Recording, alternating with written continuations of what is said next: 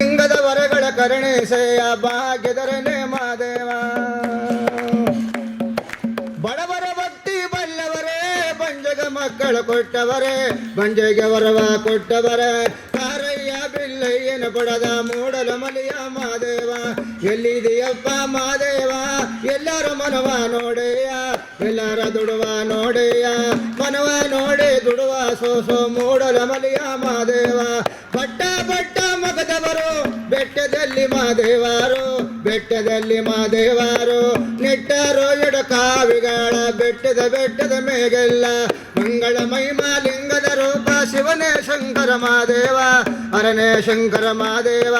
ಲಿಂಗದ ವರಗಳ ಕರುಣಿಸೆಯ ಭಾಗ್ಯದರನೇ ಮಾದೇವ.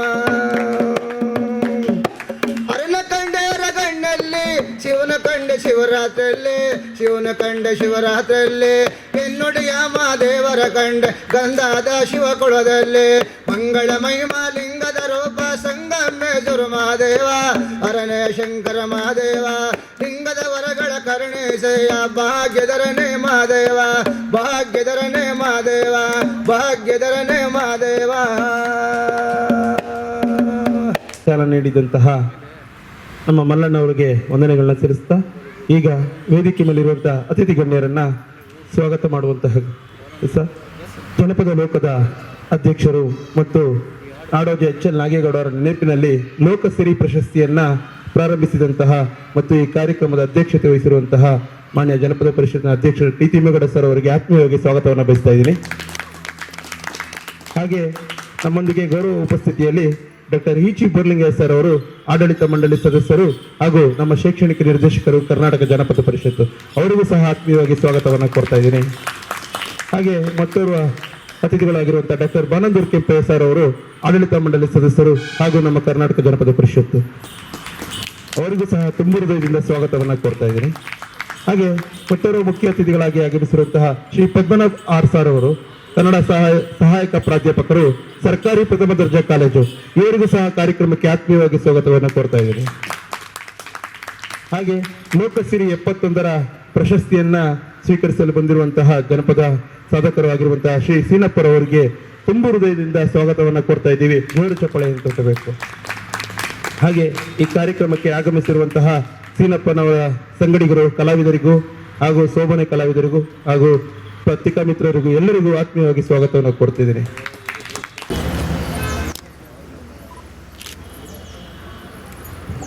ಎಲ್ಲರೂ ದಯವಿಟ್ಟು ಜೋರು ಚಪ್ಪಳೆಯನ್ನು ತಟ್ಟಬೇಕು. ಕಾರ್ಯಕ್ರಮಕ್ಕೆ ಜ್ಯೋತಿಯನ್ನು ಬೆಳಗುವುದರ ಮುಖಾಂತರ ಚಾಲನೆಯನ್ನು ನೀಡುತ್ತಿದ್ದಾರೆ ಅತಿಥಿ ಮಾನ್ಯರು ಹಾಗೂ ಮಾನ್ಯ ಅಧ್ಯಕ್ಷರು.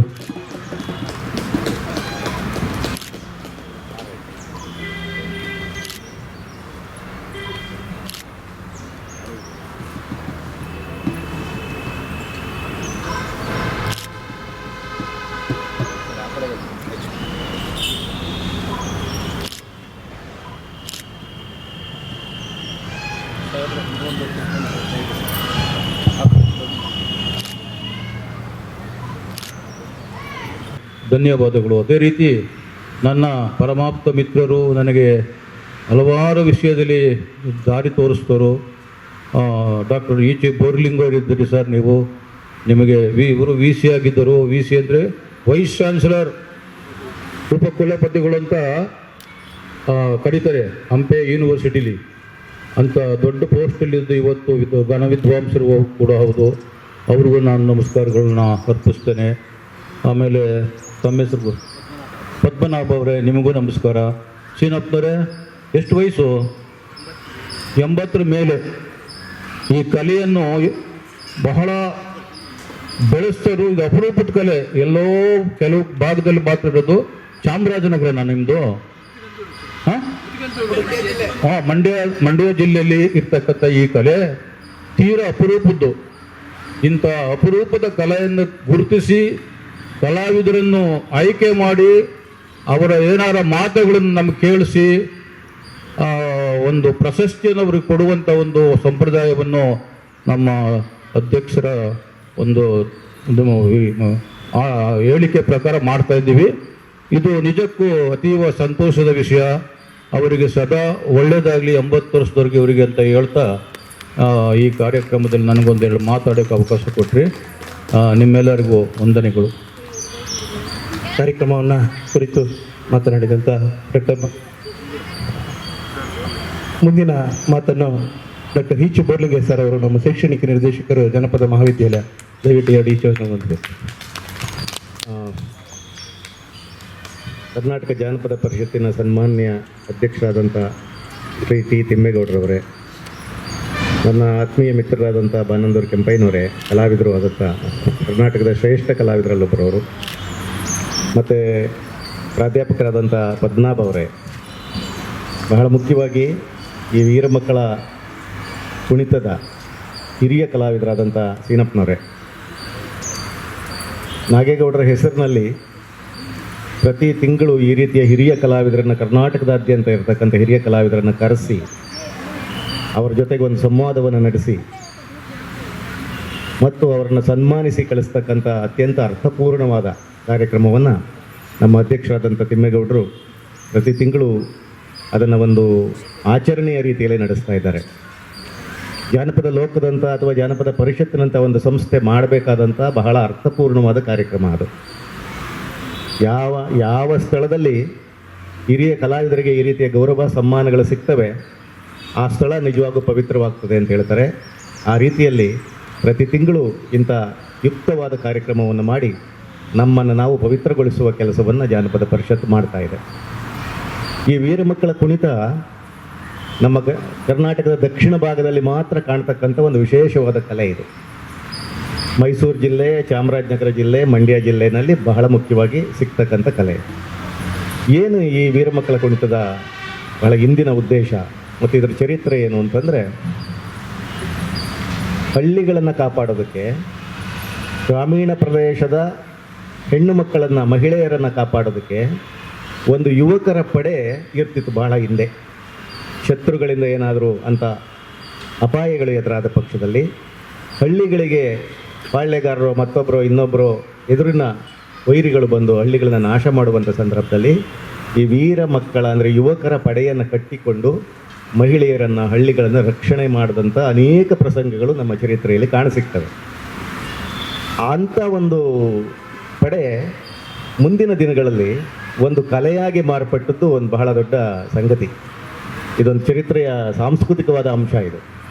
ಆ ರೀತಿಯಲ್ಲಿ ಹಳ್ಳಿಗಳನ್ನು ಕಾಯ್ತಿದ್ದಂಥ, ರಕ್ಷಣೆಯನ್ನು ಮಾಡ್ತಿದ್ದಂಥ ಯುವಕರ ಪಡೆ ಇವತ್ತು ಅದರ ಅವಶ್ಯಕತೆ ಇಲ್ಲ. ಇವತ್ತು ನಮ್ಮ ಹೊಸ ವ್ಯವಸ್ಥೆಯಲ್ಲಿ ಅದರ ರಕ್ಷಣೆ ಮಾಡಲಿಕ್ಕೆ ಬೇರೆ ಬೇರೆ ಸಂದರ್ಭಗಳಿವೆ, ಬೇರೆ ಬೇರೆಯ ವ್ಯವಸ್ಥೆ ಇದೆ. ಅದಕ್ಕೆ ಸುಮಾರು ಒಂದು 200-300 ವರ್ಷಗಳ ಈಚೆಗೆ ಅಂಥ ಪಡೆಗಳು ಮನರಂಜನೆಯ ಕಲೆಯಾಗಿ ಮಾರ್ಪಟ್ಟು ವೀರಮಕ್ಕಳ ಕುಣಿತ ಆಗಿದೆ ಅಂತೇಳಿ ಹೇಳ್ತಾರೆ. ಒಂದು. ಎರಡನೇದು, ಇದೇ ವೀರಮಕ್ಕಳ ಕುಣಿತ ಗ್ರಾಮ ದೇವತೆಗಳ ಹಬ್ಬದಲ್ಲಿ ಒಂದು ಬಹುಮುಖ್ಯವಾದಂಥ ಒಂದು ಕಲೆಯಾಗಿ ಮುಂದಿನ ದಿನಗಳಲ್ಲಿ ಮಾರ್ಪಾಟಾಯಿತು. ಈಗ ಗ್ರಾಮ ದೇವತೆಗಳ ಹಬ್ಬದಲ್ಲಿ ನಾವೇನು ಪೂಜಾ ಕುಣಿತವನ್ನು ನೋಡ್ತೀವಿ, ಪಟಾ ಕುಣಿತವನ್ನು ನೋಡ್ತೀವಿ, ಸೋಮನ ಕುಣಿತವನ್ನು ನೋಡ್ತೀವಿ, ಅದೇ ರೀತಿ ಈ ವೀರಮಕ್ಕಳ ಕುಣಿತ ಕೂಡ ಒಂದು ಬಹಳ ಪ್ರಧಾನವಾದ ಅಂಗ ಆಯಿತು. ಇದಕ್ಕೆಲ್ಲ ಕಾಲಾನಂತರದಲ್ಲಿ ಕಾಲಕ್ಕೆ ಬದಲಾವಣೆ ಆಗ್ತಾ ಬಂದಾಗೆ ಜನಪದ ಕಲೆಗಳು ಮನರಂಜನೆಯ ಮತ್ತು ದೈವಾರಾಧನೆಯ ಕಲೆಗಳಾಗಿ ಪರಿವರ್ತನೆ ಆದವು. ಆ ರೀತಿ ಒಂದು ಪ್ರಮುಖ ಕಲೆಯಾಗಿ ಇವತ್ತು ಕರ್ನಾಟಕದಲ್ಲಿ ಪ್ರಚಲಿತವಿರ್ತಕ್ಕಂಥ, ಆದರೆ ಈಗಾಗಲೇ ಅಳಿವಿನ ಅಂಚಿನಲ್ಲಿರ್ತಕ್ಕಂಥ, ಯಾಕೆಂದರೆ ಸೀನಪ್ಪನವರಂಥ ಕಲಾವಿದರು, ಹಿರಿಯ ಕಲಾವಿದರು ಇರುವವರೆಗೆ ಈ ಕಲೆ ಇರ್ತದೆ. ನಮ್ಮ ಹೊಸ ಪೀಳಿಗೆ ಅದನ್ನು ಇನ್ನೂ ಹೆಚ್ಚಾಗಿ ಕಲ್ತ್ಕೊಬೇಕು. ಈಗ ಇಲ್ಲಿರ್ತಕ್ಕಂಥ ನಮ್ಮ ಅವ್ರ ಜೊತೆಗೆ ಬಂದಿರತಕ್ಕಂಥ ಕಲಾವಿದರು ಏನಿದ್ದಾರೆ, ಅದೇ ರೀತಿ ಹೊಸ ಪೀಳಿಗೆ ಈ ವೀರಮಕ್ಕಳ ಕುಣಿತವನ್ನು ಕಲಿತ ಪಕ್ಷದಲ್ಲಿ ಈ ಕಲೆ ಇನ್ನಷ್ಟು ಉಳಿತಾ ಹೋಗ್ತದೆ. ಸೊ ಹಾಗೆ ಸೀನಪ್ಪನವರವರಂಥ ಹಿರಿಯರ ಮಾರ್ಗದರ್ಶನದಲ್ಲಿ ಈ ವೀರಮಕ್ಕಳ ಕುಣಿತ ಇನ್ನಷ್ಟು ಪ್ರಚುರಕ್ಕೆ ಬರಲಿ, ಅಭಿವೃದ್ಧಿಯಾಗಲಿ, ಯುವಕರು ಅದನ್ನು ಕಲೀಲಿ ಮತ್ತು ಅಂಥದ್ದಕ್ಕೆ ಒಂದು ಪ್ರೋತ್ಸಾಹಕರವಾಗಿ ಇವತ್ತು ನಮ್ಮ ಜಾನಪದ ಪರಿಷತ್ತು ಅವರನ್ನು ಗೌರವಿಸ್ತಾ ಇದೆ. ಸೊ ಇಂಥ ಒಂದು ಕಾರ್ಯಕ್ರಮವನ್ನು ಮಾಡ್ತಿರೋದಕ್ಕಾಗಿ ನಾನು ಕರ್ನಾಟಕ ಜಾನಪದ ಪರಿಷತ್ತನ್ನು, ಅಧ್ಯಕ್ಷರಾದ ಸನ್ಮಾನ್ಯ ತಿಮ್ಮೇಗೌಡರನ್ನ ಮತ್ತು ಎಲ್ಲ ಸಿಬ್ಬಂದಿಯನ್ನು ಅಭಿನಂದಿಸಿ ನನ್ನ ಮಾತನ್ನು ಮುಗಿಸ್ತೀನಿ. ನಮಸ್ಕಾರ. ಮೈಸೂರು ಅರಸರ ಪರಿವಾರದ ದಂಡಿನಲ್ಲಿದ್ದ ಜನಾಂಗಗಳನ್ನು ಸೇರಿಸಿ ಈ ಒಂದು ವೀರಮಕ್ಕಳ ಕುಣಿತ ಕಲೆಯನ್ನು ಪ್ರದರ್ಶಿಸ್ತಾ ಬಂದಿದ್ದಾರೆ. ಸುಮಾರು 85 ವರ್ಷ ವಯಸ್ಸಿನ ಹಿರಿಯ ಜನಪದ ಜೀವಿ, ಸುಮಾರು 60 ವರ್ಷಗಳ ಕಾಲ ಜನಪದ ಸಾಧನೆಯನ್ನ ಮಾಡಿದ್ದಾರೆ. ಇವರಿಗೆ ಸಂದಿರುವ ಪ್ರಶಸ್ತಿಗಳು ಸುಮಾರು ಅದರಲ್ಲಿ ಪ್ರಮುಖವಾದವೆಂದರೆ ಡೆಲ್ಲಿ ಕನ್ನಡ ಭವನ ನೀಡುವಂತಹ ಕಲಾವಿದ ಉತ್ತಮ ಕಲಾವಿದ ಪ್ರಶಸ್ತಿ, ಆಳ್ವಾಸ್ ಪ್ರಶಸ್ತಿ, ಜನಪದ ಅಕಾಡೆಮಿ ಪ್ರಶಸ್ತಿ, ಮೈಸೂರು ದಸರಾ ಪ್ರಶಸ್ತಿ, ಹೀಗೆ ಅನೇಕ ಪ್ರಶಸ್ತಿಗಳನ್ನ ಇವರು ಮುಡಿಗೇರಿಸಿಕೊಂಡಿದ್ದಾರೆ. ಅಲ್ಲದೆ ಸುಮಾರು 500ಕ್ಕೂ ಹೆಚ್ಚು ಶಿಷ್ಯ ವೃಂದವನ್ನ ಇಲ್ಲಿವರೆಗೂ ತರಬೇತಿಯನ್ನ ಮಾಡಿದ್ದಾರೆ. ಇವರ ಜೀವಮಾನದ ಜನಪದ ಸಾಧನೆಯನ್ನ ಗುರುತಿಸಿ ಜಾನಪದ ಪರಿಷತ್ತು 71ನೇ ಲೋಕಸಿರಿ ತಿಂಗಳ ಅತಿಥಿ ಪ್ರಶಸ್ತಿಯನ್ನ ನೀಡುತ್ತಿದ್ದಾರೆ. ಅವರಿಗೆ ನಗದು ಬಹುಮಾನ, ಪಾರಿತೋಷಕ ಹಾಗೂ ಪ್ರಶಸ್ತಿ ಪತ್ರವನ್ನ ಮಾನ್ಯ ಅಧ್ಯಕ್ಷರು ಮತ್ತು ಅತಿಥಿ ಗಣ್ಯರು ನೀಡುತ್ತಿದ್ದಾರೆ. ಜೋರು ಚಪ್ಪಳೆ ತಟ್ಟಬೇಕು. ಸೀನಪ್ಪನವರನ್ನ ಮತ್ತು ಅವರ ತಂಡವನ್ನು ಗೌರವಿಸ್ತಾ ಇದ್ದೀವಿ. ಈ ಕಾರ್ಯಕ್ರಮದ ಗೌರವ ಅತಿಥಿಗಳಾದಂಥ ಡಾಕ್ಟರ್ ಇ.ಚಿ. ಬೋರ್ಲಿಂಗಯ್ಯನವರೇ, ಡಾಕ್ಟರ್ ಬಾನಂದೂರ್ ಕೆಂಪಯ್ಯ ಅವರೇ, ಕನ್ನಡ ಸಹಾಯಕ ಪ್ರಾಧ್ಯಾಪಕರಾದಂಥ ಶ್ರೀ ಪದ್ಮನಾಭರವರೇ ಮತ್ತು ಈ ಕಾರ್ಯಕ್ರಮದ ಕೇಂದ್ರ ಬಿಂದುವಾದಂಥ ಶ್ರೀ ಸೀನಪ್ಪರವರೇ ಹಾಗೂ ತಂಡದವರೇ, ಸಭಿಕರೇ, ಕಲಾಭಿಮಾನಿಗಳೇ, ನಮ್ಮ ಪ್ರೀತಿಯ ಜಾನಪದ ಲೋಕದ ಅಧಿಕಾರಿ ಸಿಬ್ಬಂದಿ ವರ್ಗದವರೇ, ಈ ಒಂದು ಕಾರ್ಯಕ್ರಮ ತಮಗೆ ಆ ಬೋರ್ಡಲ್ಲಿ ತಿಳಿಸಿರುವಂಗೆ 71ನೇ ಕಾರ್ಯಕ್ರಮ. ಇದನ್ನು ನಾವು ಸುಮಾರು 5-6 ವರ್ಷಗಳ ಹಿಂದೆ ಪ್ರಾರಂಭ ಮಾಡಿದ್ವಿ. ಮಾನ್ಯ ಪ್ರೊಫೆಸರ್ ಬೋರ್ಲಿಂಗಯ್ಯನವ್ರು ಹೇಳಿದಾಗೆ ಕರ್ನಾಟಕ ಜಾನಪದ ಪರಿಷತ್ತು ಮತ್ತು ಜಾನಪದ ಲೋಕದಲ್ಲಿ ನಾಡಿನ ಹಿರಿಯ ಕಲಾವಿದರನ್ನು ಗೌರವಿಸುವಂಥ ಒಂದು ಸಂಪ್ರದಾಯ, ಸತ್ಸಂಪ್ರದಾಯವನ್ನು ನಾವು ಎಷ್ಟೇ ಕಷ್ಟ ಆದ್ರೂ ಹಣಕಾಸಿನ ತೊಂದರೆ ಇಲ್ದಾಗೆ, ಕೊರೋನಾದ ಭಯದ ನಡುವೆನೂ ನಾವು ಮುಂದುವರಿಸ್ಕೊಂಡು ಬಂದು ಈಗ 71ನೇ ಕಲಾವಿದರಿಗೆ ನಾವು ಸನ್ಮಾನ ಮಾಡ್ತಾ ಇದ್ದೀವಿ. ನೀವು ನೋಡ್ಬೋದು ಎಂಥ ವ್ಯಕ್ತಿಗೆ ನಾವು ಸನ್ಮಾನ ಮಾಡ್ತಾ ಇದ್ದೀವಿ. ನಮ್ಮ ಶ್ರೀನಪ್ಪನವರು ವೀರ ಮಕ್ಕಳ ಕುಣಿತದ ಕಲಾವಿದರು. ಪ್ರೊಫೆಸರ್ ಬೋರ್ಲಿಂಗಯ್ಯನವ್ರು ಹೇಳಿದಾಗೆ ಮೊದಲು ಈ ವೀರ ಮಕ್ಕಳು ರಕ್ಷಣಾತ್ಮಕ ದೃಷ್ಟಿಯಿಂದ ಪ್ರಾರಂಭವಾಗಿ ಅನಂತರ ಸಾಂಸ್ಕೃತಿಕವಾಗಿ ಅವರು ಒಂದು ಕಲೆಯ ರೂಪದಲ್ಲಿ ಇದನ್ನು ಬೆಳೆಸ್ಕೊಂಡು ಬಂದಿರುವಂಥದ್ದು ನಿಜವಾಗ್ಲೂ ನಮ್ಮ ನಾಡಿನ ಒಂದು ಕಲೆಯ ದೃಷ್ಟಿಯಿಂದ ಹೆಮ್ಮೆಯ ಸಂಗತಿ. ಇವರು ಮೈಸೂರು ಅರಸರ ಪರಿವಾರದಲ್ಲಿ ದಂಡಿನಲ್ಲಿದ್ದ ಜನಾಂಗಗಳಿಗೆ ಸೇರಿದವರು. ಇವರು ಆ ಮೈಸೂರು ಅರಸರ ಅರಮನೆಯ ಮುಂದೆ ಇವರು ತಮ್ಮ ಕುಣಿತದ ಪ್ರದರ್ಶನವನ್ನು ಮಾಡ್ತಾಯಿದ್ರು. ರುದ್ರನ ಅವತಾರಕ್ಕೆ ಶಾಂತಿ ಮಾಡಲು ಈ ವೀರಮಕ್ಕಳು ಉದ್ಭವಿಸಿದ್ರು ಅಂತ ಹೇಳ್ತಾರೆ.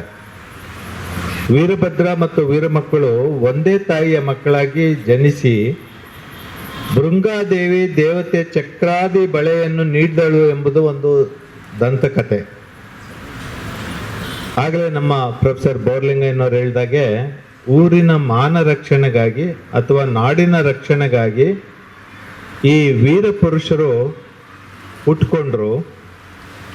ಅನಂತರ ಬದಲಾದ ಸಂದರ್ಭದಲ್ಲಿ ಗ್ರಾಮ ದೇವತೆಗಳ ಜೊತೆ ಈ ಕುಣಿತ ಮತ್ತು ಆಚರಣೆ ಮುಂದುವರ್ಕೊಂಡು ಬಂತು. ಅದರಲ್ಲೂ ಮುಖ್ಯವಾಗಿ ಅನೇಕ ವೀರ ಮಕ್ಕಳು ಮಾರಮ್ಮನ ಕುರಿತು ಹಾಡ್ತಾರೆ, ವಾದ್ಯ ನುಡಿಸ್ತಾರೆ. ಆ ಕುಣಿತದ ಗತ್ತು ಹೆಂಗಿರ್ತದೆ ಅಂದರೆ ಮಂಡ್ಯ, ಮೈಸೂರು, ತುಮಕೂರು ಜಿಲ್ಲೆಗಳಲ್ಲಿ ಕಲೆಯನ್ನು ಹೆಚ್ಚಾಗಿ ಕಾಣಬಹುದು ನಾವು.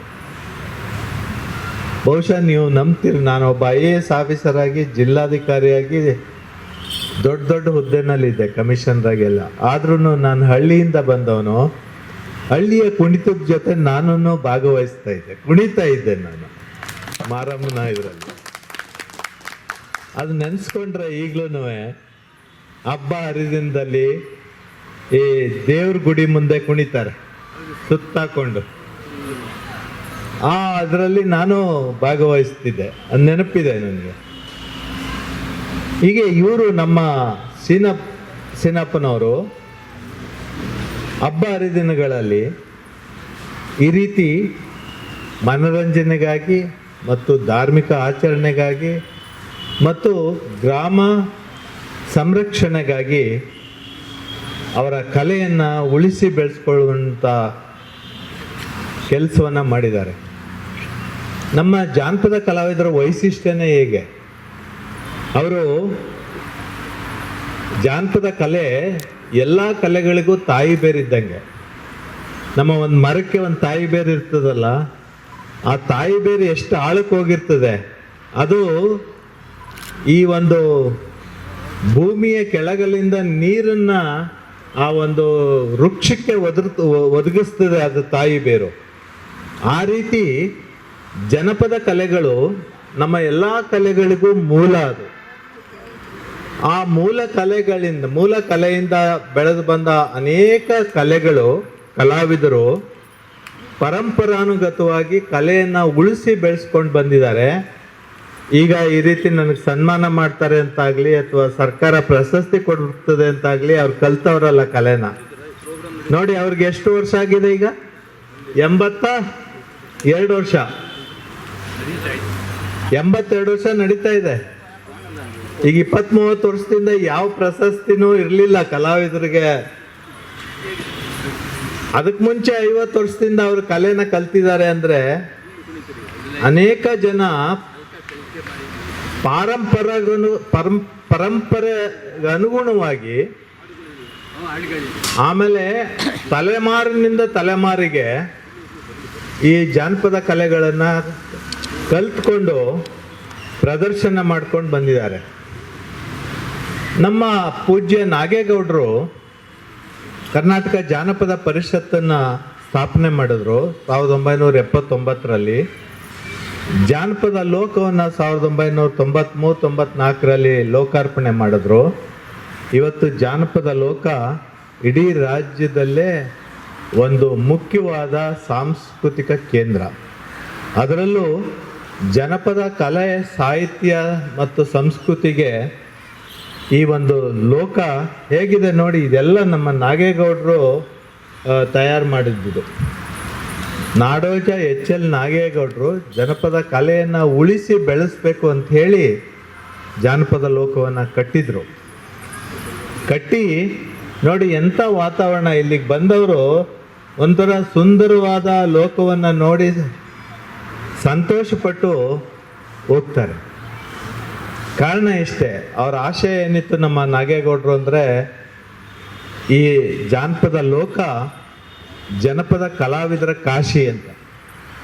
ಅಂದರೆ ನಾವೆಲ್ಲ ಕಾಶಿಗೆ ಹೋಗ್ತೀವಲ್ಲ ಈಗ ಆವಾಗ ಹಾಗೆ ಜನಪದ ಕಲಾವಿದರು ಇಲ್ಲಿಗೆ ಬಂದು ಅಯ್ಯೋ ನಮ್ಮಪ್ಪ ನಾಗೇಗೌಡರು ಇದನ್ನು ಎಷ್ಟು ಕಟ್ಟಿ ಬೆಳೆಸಿದ್ರು, ಆ ಯಪ್ಪ ಪುಣ್ಯಾತ್ಮ ನಮ್ಮ ಕಲಾವಿದರೆಲ್ಲ ಇಲ್ಲಿಗೆ ಬಂದು ಸೇರುವಂಗೆ ಮಾಡಿದ್ರಪ್ಪ ಅಂತ ಈಗಲೂ ನೆನೆಸ್ತಾರೆ ನಮ್ಮ ಕಲಾವಿದರು.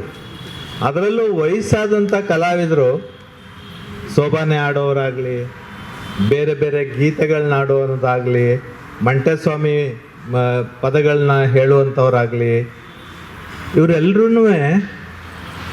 ಇದೊಂದು ಹಾಡುಗಾರಿಕೆಗಾಗಲಿ, ಬೇರೆ ಬೇರೆ ಪ್ರದರ್ಶನ ಕಲೆಗಳಿಗಾಗಲಿ ಯಾವುದಕ್ಕೆ ಆದ್ರೂ ಇತ್ತೀಚಿನ ದಿನಗಳಲ್ಲಿ ತಮಗೆಲ್ಲ ಗೊತ್ತಿದೆ, ಪೂಜಾ ಕುಣಿತ, ಡೊಳ್ಳು, ಕಂಸಾಳೆ ಇವೆಲ್ಲ ಭಾಳ ಪ್ರಚಲಿತವಾಗಿ ಬೆಳೀತಾ ಇವೆ. ಒಂದು ಸಂತೋಷದ ವಿಷಯ ಏನು ಅಂದರೆ ಯುವಕ ಯುವತಿಯರು ಆಕರ್ಷಿತರಾಗಿ ಈ ಕಲೆಯನ್ನು ಕಲಿತು ಅದನ್ನು ಮುಂದುವರಿಸ್ಕೊಂಡು ಹೋಗೋದಕ್ಕೆ ಇಚ್ಛೆ ಪಡ್ತಾರೆ ಅಂದರೆ ಇದು ಭಾಳ ಒಳ್ಳೆಯ ಬೆಳವಣಿಗೆ.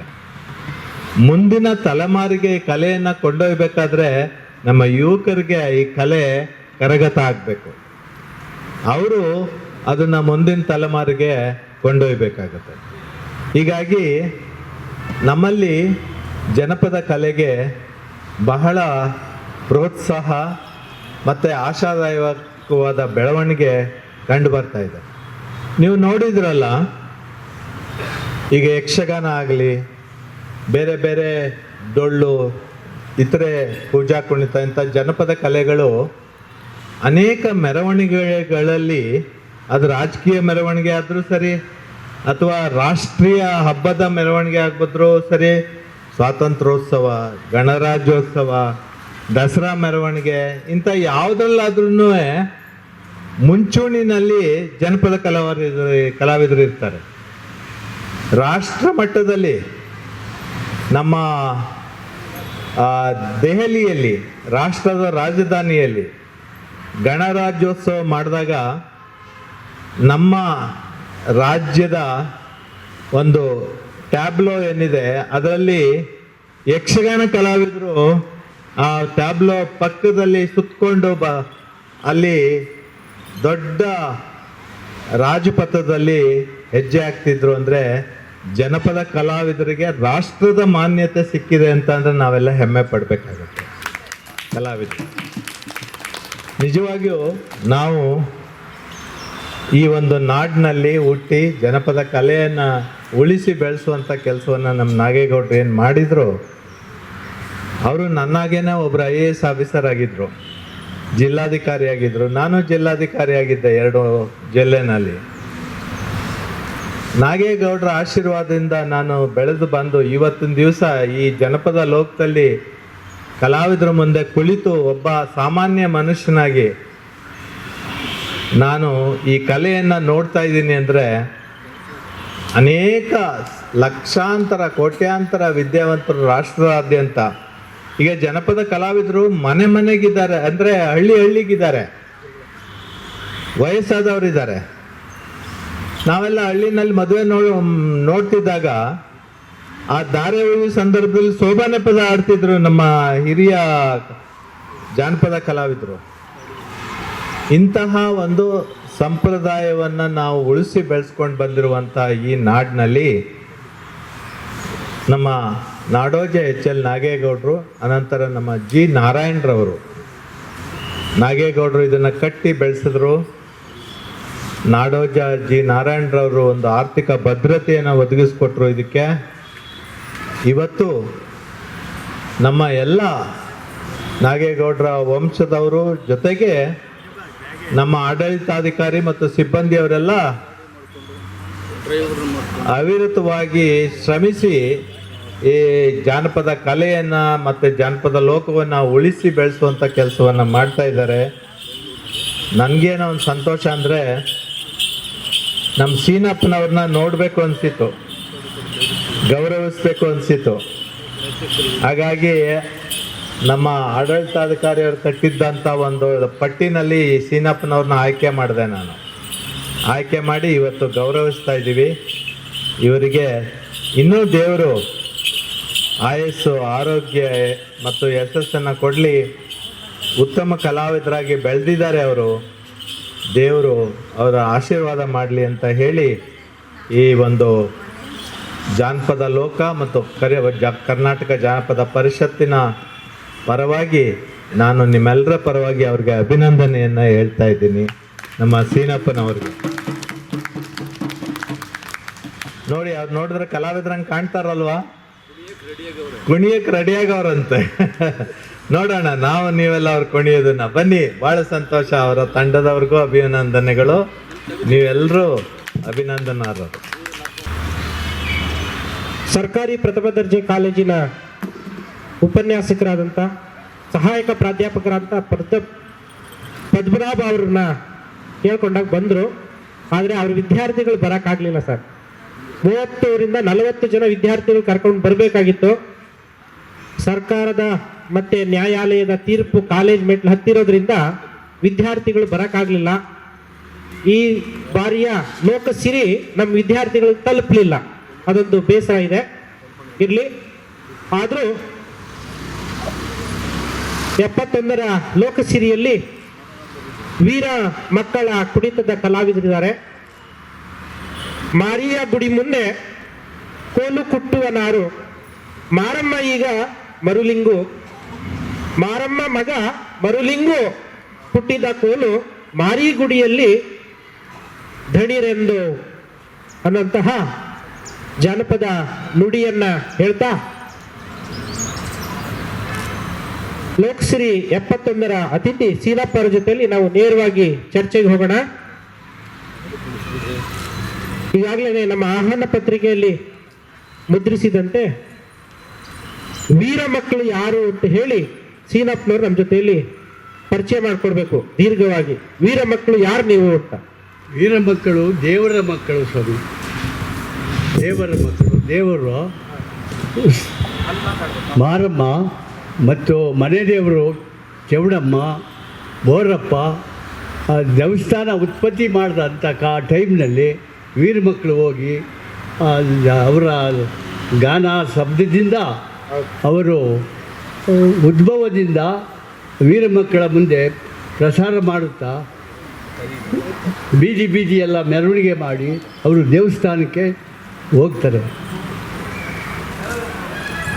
ಇಲ್ಲಿ ಜನಪದದಲ್ಲಿ ಕತೆ, ಪುರಾಣ, ಐತಿಹ್ಯ ಮತ್ತೆ ಮೌಖಿಕ ಪರಂಪರೆ ಈ 4 ಬಗೆಯಲ್ಲೂ ಬೇರೆ ಬೇರೆ ರೂಪ ಪಡ್ಕೊಂಡು ಬರ್ತಾ ಇದೆ.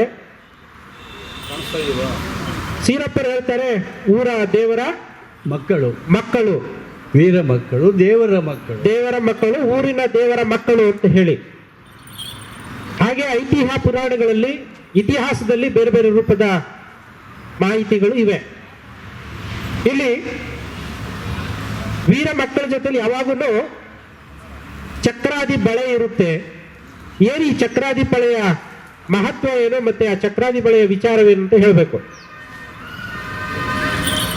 ಚಕ್ರಾದಿ ಬಳೆ ಅಂದರೆ ಸಭೆ ಆಡಿದ ಚರ್ಮ ಮತ್ತು ಮಣ್ಣಿನ ಬಳೆ, ಮಣ್ಣಿನ ಬಳೆ, ಅದರಿಂದ ಅದನ್ನು ತಯಾರು ಮಾಡಿಕೊಂಡು ಇನ್ನು ಬೇರೆ ತಮಟೆ ಮನೆ ದೇವರು ಇದಕ್ಕೋಸ್ಕರವಾಗಿ ಏನಿದ್ರು ವೀರ ಮಕ್ಕಳು ತಮ್ಮ ಇದರಿಂದಲೇ ಅವರು ಬರಬೇಕಾದ್ರೆ ಬೇರೆ ತಮಟೆ ಗಿಮಟೆ ಯಾವುದರಲ್ಲೂ ಬರಲ್ಲ ಅವರು ಮನೆ ದೇವರು. ವಿಶೇಷವಾಗಿ ಈ ತಮಟೆಯನ್ನ ಪುರಾಣದಲ್ಲಿ ಹೊಂಗೇರು ಲಕ್ಷ್ಮಿ ಅನ್ನುವಂತಹ ದೇವತೆ ಕೊಟ್ಲು ಅಂತ ಹೇಳಿ ದಾಖಲೆ ಇದೆ ಜನಪದ ಸಾಹಿತ್ಯದಲ್ಲಿ. ಮಡಿಕೆಯಿಂದ ಚೆನ್ನಾಗಿ ಮಡಿಕೆಯ ಮಣ್ಣಿನಿಂದ ಮಾಡಿದಂತಹ ಈ ಒಂದು ಚಕ್ರಾದಿ ಬಳೆ ನುಡಿಸಿ, ದಯಮಾಡಿ ನುಡಿಸಿ, 1-2 ಅಲ್ಲಿ ಮುಡ್ಕೊಂಡು ಮುಂದೆ ಹೋಗಿ. ಕೈಯಲ್ಲೇ ನುಡಿಸೋದು ಮಣ್ಣಿನಿಂದ ಮಾಡಿದಂತಹ ಮತ್ತು ಆಡಿನ ಚರ್ಮದಿಂದ ತಯಾರು ಮಾಡಿದಂತಹ ಚಕ್ರಾದಿ ಬಳೆ. ಪುರಾಣದ ಪ್ರಕಾರ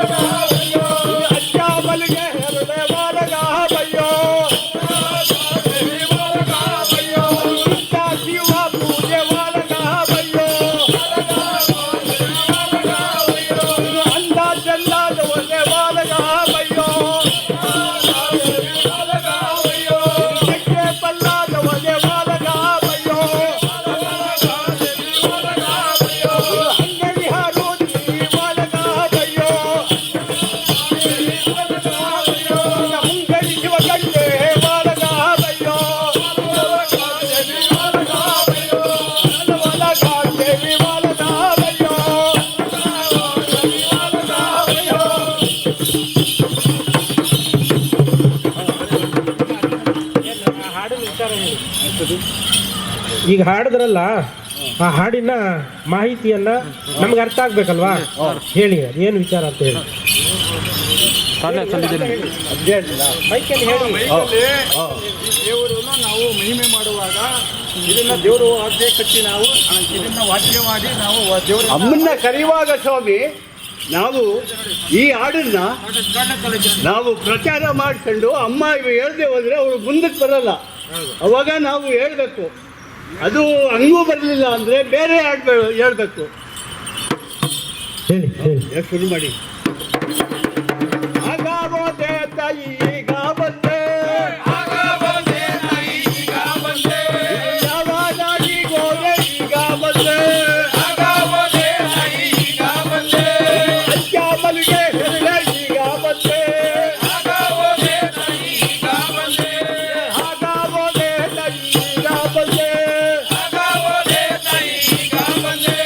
ವೀರ ಮಕ್ಕಳ ಬೇರೆ ಈಗ ಬಂದೆ, ರಾಜ ಬೀದಿಯೊಳಗೆ ಈಗ ಬಂದೆ, ಗಂಡು ಗಟ್ಟಿಯವಳೆ ಈಗ ಬಂದೆ, ಅದು ಗುಟ್ಟ ಗುಟ್ಟ ಈಗ ಬಂದೆ, ರಂಗಯ್ಯಾರು ಈಗ ಬಂದೆ, ಮುಂಗಣಿ ಶಿವಗಂಗೆ ಈಗ ಬಂದೆ, ಅದು ಮಾವಾಟಿ ಕರಲು ಈಗ ಬಂದೆ, ಅದಾವದೆ ತಾಯಿ ಈಗ ಬಂದೆ,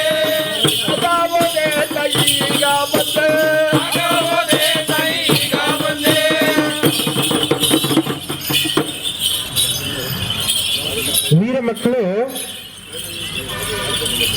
ಎಷ್ಟು ಸಂತೋಷವಾಗಿ ಗ್ರಾಮ ದೇವತೆ ಮಾರಮ್ಮ ಮತ್ತು ತಮ್ಮ ಮನೆಯ ದೇವತೆ ಉತ್ಸವಗಳಲ್ಲಿ ಕುಣಿತಾರೆ ಅನ್ನೋದಕ್ಕೆ ಸೀನಪ್ಪ ಅವರು ತಂಡದವರು ಪ್ರದರ್ಶನವನ್ನು ನೀಡಿದ್ದಾರೆ. ತಮ್ಮ ಈ ಕಲೆಯನ್ನ ಹೆಂಗ್ ಕಲ್ತ್ರಿ ಅನ್ನೋದನ್ನ ಸ್ವಲ್ಪ ವಿಚಾರ ಮಾಡಿ. ಸ್ವಾಮಿ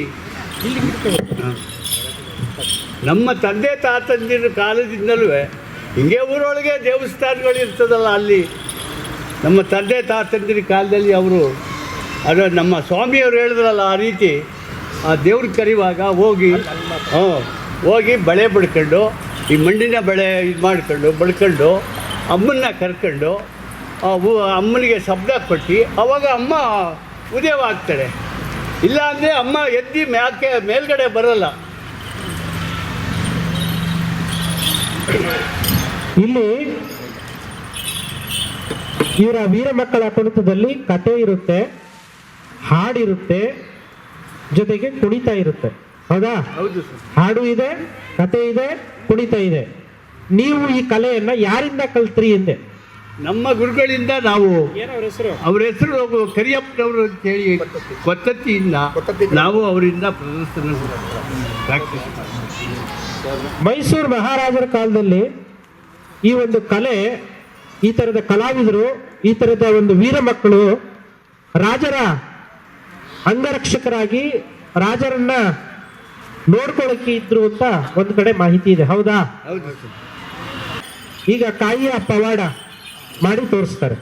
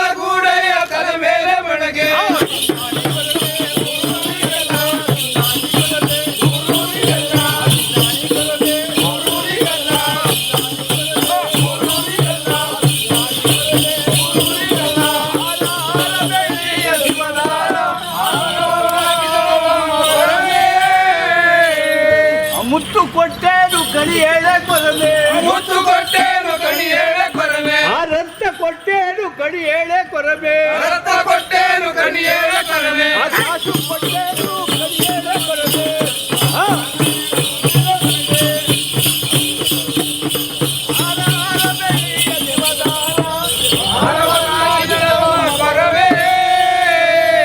ಒಂಟೆ ಕೊಟ್ಟೇನು ಕಣಿ ಹೇಳೆ ಕೊರಮೆ ಒಂಟೆ ಕೊಟ್ಟೇನು ಕಣಿ ಹೇಳೆ ಕೊರಮೆ ಒಂಟೆ ಕೊಟ್ಟೇನು ಕಣಿ ಹೇಳೆ ಕೊರಮೆ ಒಂಟೆ ಕೊಟ್ಟೇನು ಕಣಿ ಹೇಳೆ ಕೊರಮೆ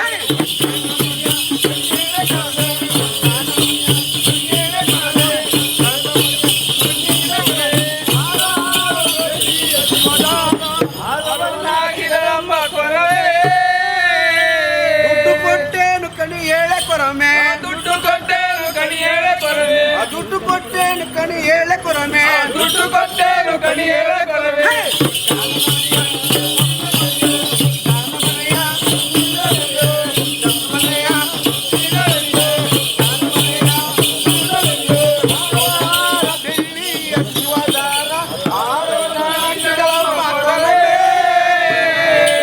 ಕಾಸು ಕೊಟ್ಟೇನು ಕಣಿ ಹೇಳೆ ಕೊರಮೆ ಕಾಸು ಕೊಟ್ಟೇನು ಕಣಿ ಹೇಳೆ ಕೊರಮೆ ಕಾಸು ಕೊಟ್ಟೇನು ಕಣಿ ಹೇಳೆ ಕೊರಮೆ ಕಾಸು ಕೊಟ್ಟೇನು ಕಣಿ ಹೇಳೆ ಕೊರಮೆ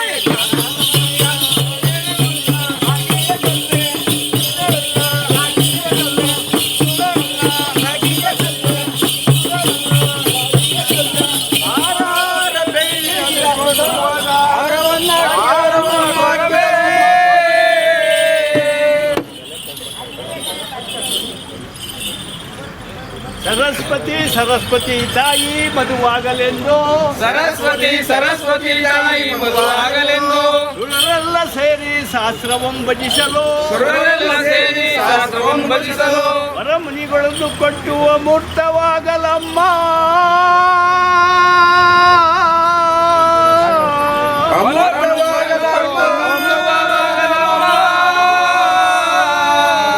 ಆರು ಬೆಳ್ಳಕ್ಕಿ ಹೆಸರ ಬೇಳೆ ಆರು ಬಳ್ಳಕ್ಕಿ ಹೆಸರ ಬೇಳೆ ಮೂರು ಬೆಳ್ಳಕ್ಕಿ ಹೆಸರ ತೋಬೆ ಮೂರು ಬಳ್ಳಕ್ಕಿ ಹೆಸರ ತೋಬೆ 9 ಬಳ್ಳ ನೀರ ಮಜ್ಜಿಗೆ 9 ಬಳ್ಳ ನೀರ ಮಜ್ಜಿಗೆ ಅರುವೆ ದಂಟಂ ಒಂದೊಳಗೆ ಸಾಲದೆಂಬ ಅರವೇ ದಂಟಮ್ಮ ಒಂದೊಳಗೆ ಸಾಲದೆಂಬ ಹೊಟ್ಟೆಯ ಬೆದಕ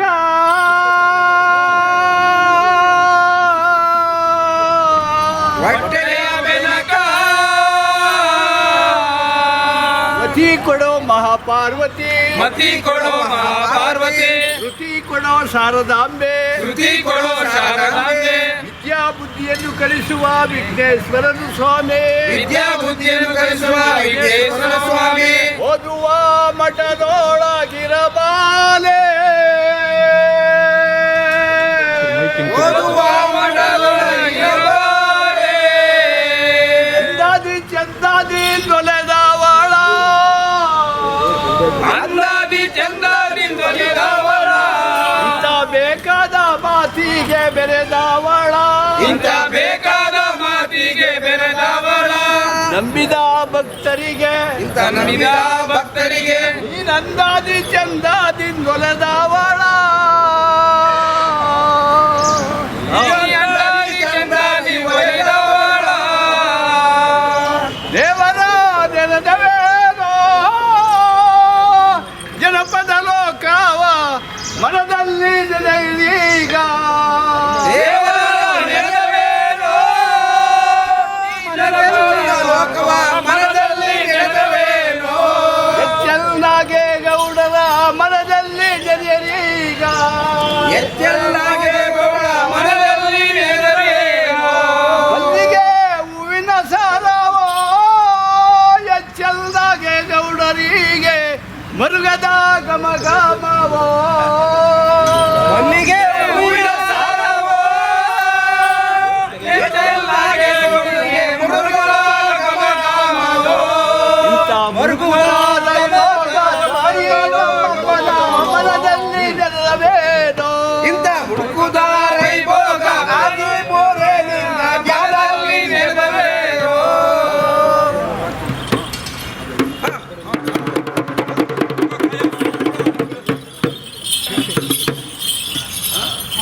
ಎಲ್ರಿಗೂ ನಮಸ್ಕಾರ ಸರ್. ಸರ್ ಈ ವೀರ ಮಕ್ಕಳ ಕುಣಿತ ಅಂತಕ್ಕಂಥದ್ದು ಪ್ರಾಚೀನ ಕಾಲದಿಂದ ಬಂದಿರೋದಿಲ್ಲ ಇದೆ. ವೀರ ಮಕ್ಕಳು ಯಾವ ರೀತಿ ಉದ್ಭವ ಆದರೂ, ಈ ಚಕ್ರಾದಿ ಬಳೆ ಹೆಂಗೆ ಬಂತು, ಹೇಗೆ ಬಂದರು ವೀರ ಮಕ್ಕಳು ಕುಣಿತ ಅಂತಕ್ಕಂಥದ್ದು ಹಲವಾರು ದಂತಕಥೆಗಳಿದ್ದಾವೆ, ಪುರಾಣಗಳಿದೆ.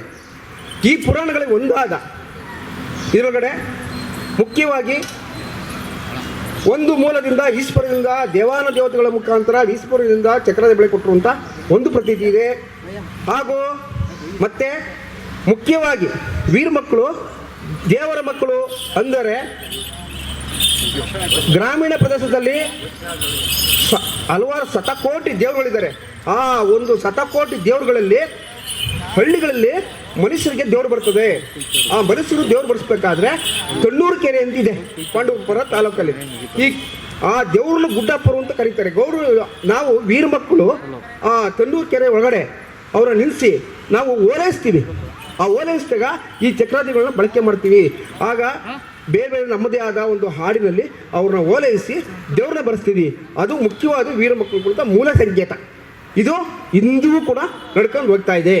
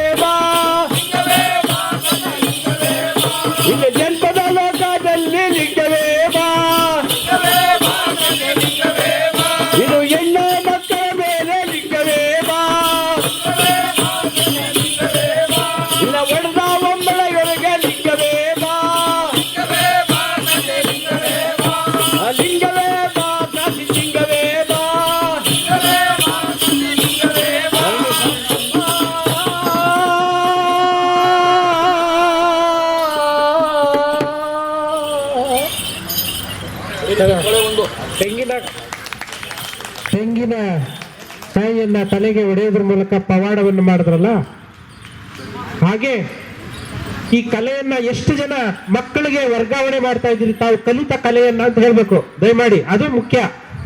ಕಲೆ ಉಳಿಸ್ಬೇಕು ಬೆಳೆಸ್ಬೇಕು ಅಂದ್ರೆ ಕಲೆ ಮುಂದುವರಿಬೇಕು. ಅದಕ್ಕೆ ಏನ್ ಮಾಡ್ತಾ ಇದೀರಿ ನೀವು? ಎಷ್ಟು ಜನಕ್ಕೆ ಕಲಿಸಿದೀರಿ ಕಲೆಯನ್ನ? ಅಲ್ಲೇ ಮಾತಾಡಿ ಸೀಟು ಎಲ್ಲ ಇದ್ದಾರೆ, ಒಬ್ರು ತಪ್ಪಾದ್ರೆ ಒಬ್ರು ಕರ್ಕೊಂಡ್ಬರ್ತೀವಿ ಸಭೆ. ಇನ್ನೂ ನಾವು ಇನ್ನೂ 3 ಸೀಟು 4 ಸೀಟ್ ಬರಬೇಕಾಗಿತ್ತು. ಇನ್ನೂ ಭಾರಿ ಚೆನ್ನಾಗಿ ಮಾಡುವಂಥ ಅಮ್ಮ ನಮಗೆ ಸಹಕಾರವನ್ನು ಕೊಟ್ಟಿದ್ದಾಳೆ, ನಡೆಸ್ಕೊಂಡು ಹೋಗ್ತಾ ಇದ್ದೀನಿ ಸ್ವಾಮಿ. ತಾವು ಹೇಳುವಂಗೆ 30 ಸೀಟ್ ಕಲಿಸಿದಿರಿ. 30 ಸೀಟ್ ಇದೆ. ಈಗ ನಮ್ಗೆ ಗೊತ್ತಿದ್ದಂಗೆ ಮಂಡ್ಯ ಜಿಲ್ಲೆ, ತುಮಕೂರು ಮತ್ತೆ ಮೈಸೂರು ಜಿಲ್ಲೆಯಲ್ಲಿ ಈ ವೀರ ಮಕ್ಕಳಿದ್ದಾರೆ ಅಂತ ಇದೆ. ಆದ್ರೆ ನಮ್ಮ ದಾಖಲೆಯಲ್ಲಿರೋದು ನಿಮ್ಮ ಕೊತ್ತತ್ತಿ ಮತ್ತೆ ಮಂಡ್ಯ ಜಿಲ್ಲೆಯಲ್ಲಿ ಒಂದು 2-3 ತಂಡಗಳು ಮಾತ್ರ. ನೀವು ಮುಂದುವರಿಸ್ಕೊಂಡು ಹೋಗ್ಲಿಲ್ಲ ಅಂದ್ರೆ, ಈ ಕಲೆಯನ್ನ ಕಲಿಸ್ಲಿಲ್ಲ ಅಂದ್ರೆ ನಿಮ್ಮ ಜೊತೆಯಲ್ಲೇ ಕಲೆ ಸತ್ತೋಗ್ತದೆ. ವೀರ ಮಕ್ಕಳು ಯಾರು ಅಂತ ಇರಲ್ಲ. ಹೌದಾ? ಹೌದು ಸ್ವಾಮಿ. ನೀವೆಲ್ಲರೂ ನಿಮ್ ಇಡೀ ತಂಡ 4 ಜನಕ್ಕೆ ಕಲಿಸಿದ್ರೆ 30 × 4 ಡಬಲ್ ಆಗ್ತದೆ. ಹೌದಾ? ಹಾಗೆ ಇಡೀ ವರ್ಷಕ್ಕೆ, ಇಡೀ 2 ವರ್ಷಕ್ಕೆ, 3 ವರ್ಷಕ್ಕೆ ಈ ಕಲಾವಿದರು ನಿಮ್ಮ ವೀರ ಮಕ್ಕಳು ಬರೀ ಕಲಿಸೋದಲ್ಲ, ಅದರ ಪ್ರಾಮುಖ್ಯತೆ ಏನು, ಹೌದಾ, ಅದು ಹೆಂಗ್ ಹುಟ್ಟು ಬಂತು, ನಿಮ್ಮ ವಾದ್ಯವನ್ನ ತಯಾರು ಮಾಡೋದು ಹೇಗೆ, ಅದನ್ನೆಲ್ಲ ಕಲಿಸ್ಕೊಡ್ಬೇಕು. ಕಲಿಸ್ಕೊಡ್ತಿದ್ದೀರಾ? ಮಾಡಿಕೊಡ್ತೀವಿ ಸರ್. ಕಳೆದ 1 ತಿಂಗಳ ಹಿಂದೆ ಅವರ ತಂಡವೇ ನಮ್ಮ ಜಾನಪದ ಲೋಕದಲ್ಲಿ ಭಾನುವಾರದ ವಿಶೇಷ ಕಾರ್ಯಕ್ರಮಕ್ಕೆ ಬಂದು ನಡೆಸ್ಕೊಟ್ರು ಕಾರ್ಯಕ್ರಮವನ್ನು. ಚಕ್ರಾದಿ ಬಳೆಯ ವೀರ ಮಕ್ಕಳ ಕುಣಿತ. ನಾನು ಮತ್ತೆ ಆಲೇ 5-6 ವರ್ಷಗಳು ಕೊಟ್ಟಿದ್ದೀನಿ ಸ್ವಾಮಿ ಜನಪದ ಲೋಕಕ್ಕೆ. ಹೌದು, ಆವಾಗಲೇ ಒಂದು ಸಾರಿ ನಮ್ಮನ್ನ ಕರೆದು ಮಾಡಿಸಿದ್ದಾರೆ. ಸರಿ, ಒಳ್ಳೇದಾಗ್ಲಿ. ನೀವು ಜಾನಪದ ಲೋಕಕ್ಕೆ ವರ್ಷಕ್ಕೊಂದ್ಸಲಿ ಬನ್ನಿ. ಇಲ್ಲಿನ ನಮ್ಮ ಕಲಾಶಾಲೆ ಮಕ್ಕಳಿದ್ದಾರೆ, HL ನಾಗೇಗೌಡ ಕಲಾಶಾಲೆ ಮಕ್ಕಳು, ಅವ್ರಿಗೂ ತಮ್ಮ ಕಲೆಯನ್ನ ಕಲಿಸಿ ಕಲೆಯನ್ನ ಮುಂದುವರ್ಸೋಣ. ಆಗ್ಬೋದಾ? ಈಗ ಮತ್ತೊಂದು ಹಾಡು, ಇನ್ನೊಂದು ಹಾಡು, ಆಮೇಲೆ ಕಾರ್ಯಕ್ರಮವನ್ನ ಮುಗಿಸೋಣ. ಓಕೆ, ಹಾಡಿ. ಶರಣು ಶರಣು ಸದಾ ಶಿವ ಸುತ ಜಗ್ ಜಗ್ ಜಗ್ ಜಗ್ ಜಗ್ ಜಗ್ ಜಗ್ ಜಗ್ ಜಗ್ ಜಗ್ ಜಗ್ ಜಗ್.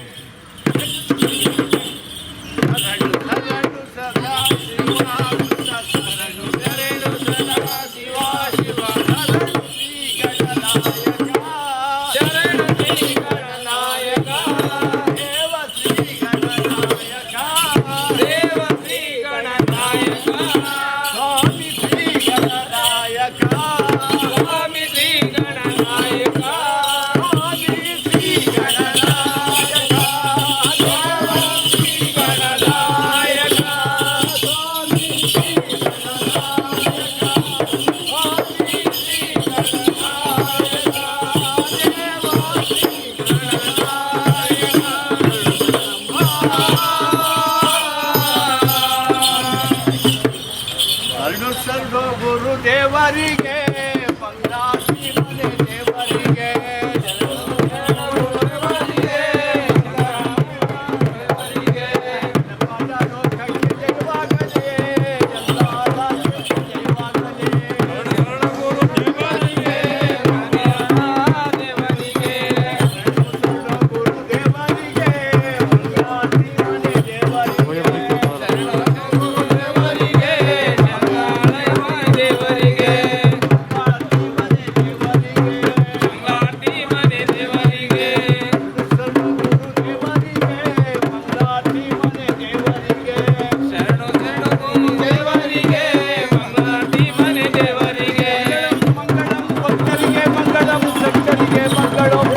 ಮಹಾಸ್ವಾಮಿ HL ನಾಗೇಗೌಡರಿಗೆ